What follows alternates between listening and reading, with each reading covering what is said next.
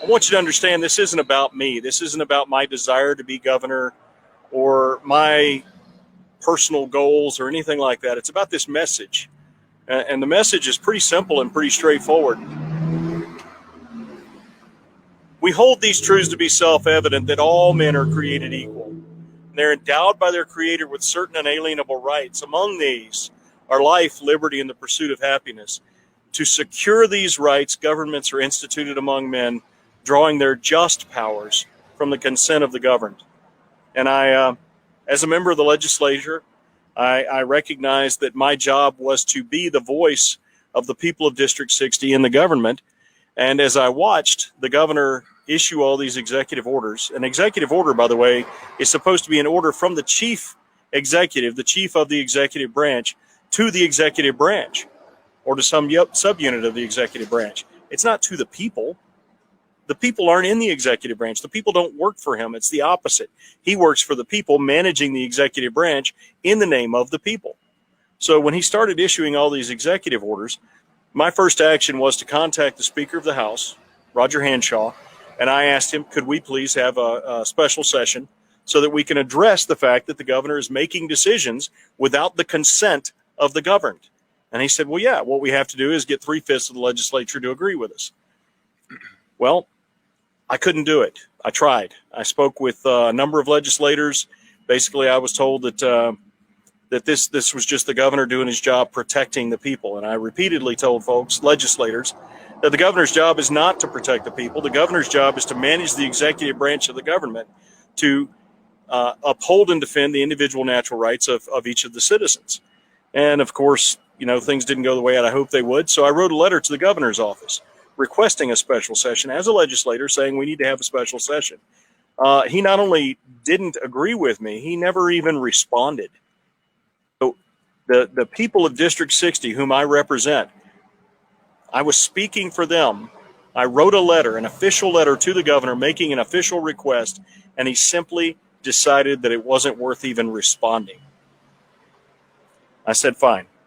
I called John. I had been following John, I guess, for a couple of years, mainly for his scavengology reports. I just get a real kick out of those because I really enjoy studying history, but also because I was very interested in some of the cases he'd managed as the civil rights lawyer. So I called him, didn't know him. I said, hey, can you come and meet me and can we talk about this?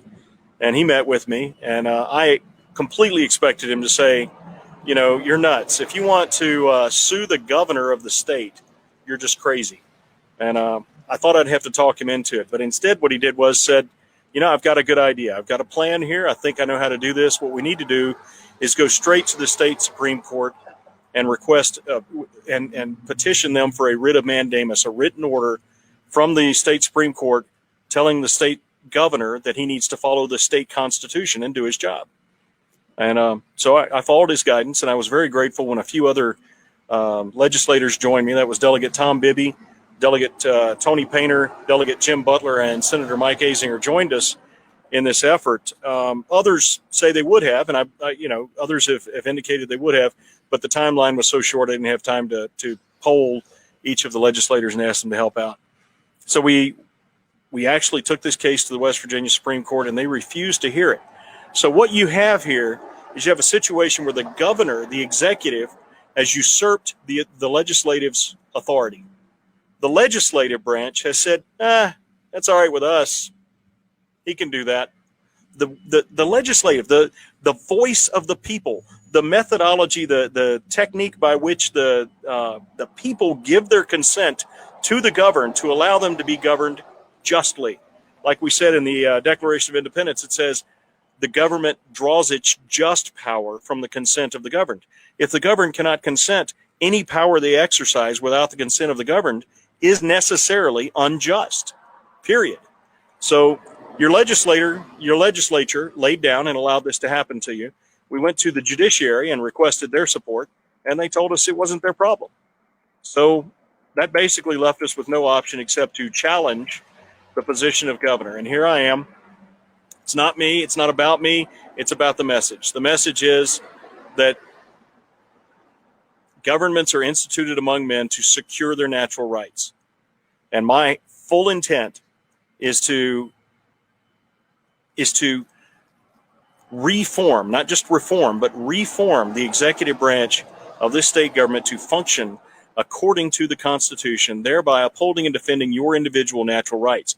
But I want to do it in such a way that it actually makes a spectacle of past governors who have not done that, so that future governors will recognize what's expected of them, but more importantly, so that future voters will realize what they really want in a governor, and also at the same time make a spectacle of the of the judiciary and the legislative branches to show what should happen when you work together as a functioning government in the separation of powers. They actually function together according to the Constitution. When I say make a spectacle, I don't necessarily mean to embarrass or to anger anyone, although that might happen. What I mean is simply to demonstrate how this thing is supposed to work. So I'm asking you to give me that opportunity.